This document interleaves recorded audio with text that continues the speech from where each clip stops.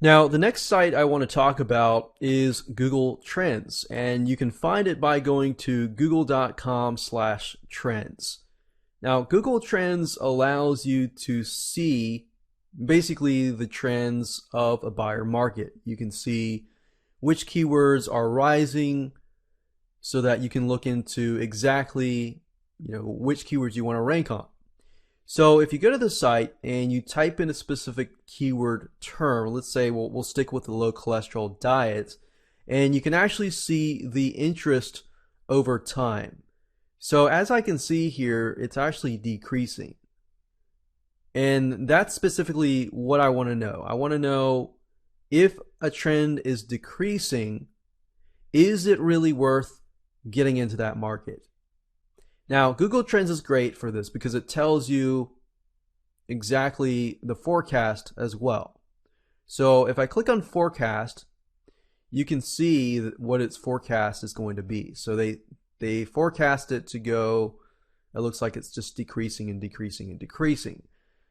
Now, that doesn't necessarily mean that there isn't a specific buying market in it. Maybe you need to switch the keyword term.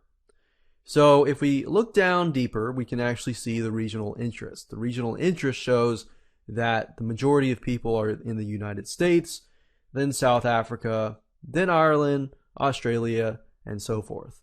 And I like particularly the related searches because this gives me the exact keyword phrase that might be rising. So a specific keyword phrase that I'm thinking of might be decreasing, but you might be able to find a keyword term that is rising.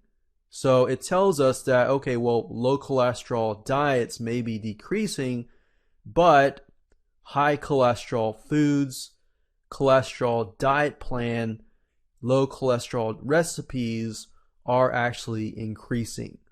So even though we have found that a specific general keyword term is decreasing, doesn't always mean that it's decreasing. So Google Trends actually tells you what is increasing. So we can actually look further into cholesterol diet plans. So if you click on this here,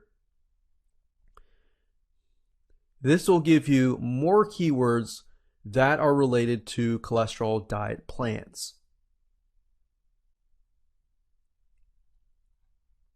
So as you can see, it changes here, and we can see that in 2007 it wasn't as good, but it's increasing over time. So there are some dips, but there are some increases. So as we can see in the long term, at least this keyword, for example, would be increasing.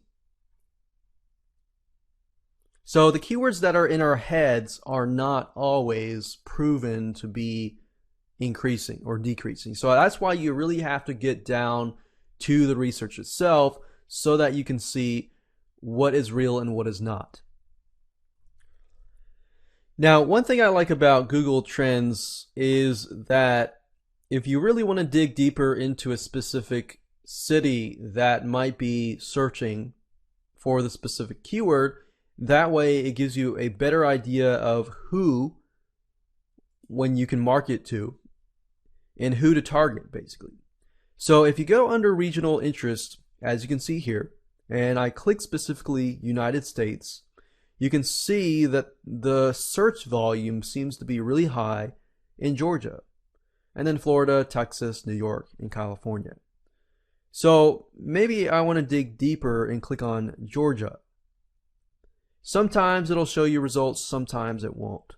But as you can see, it's deep into a city, and it tells me exactly which city has the most searches. So I could do a press release in that city or something like that.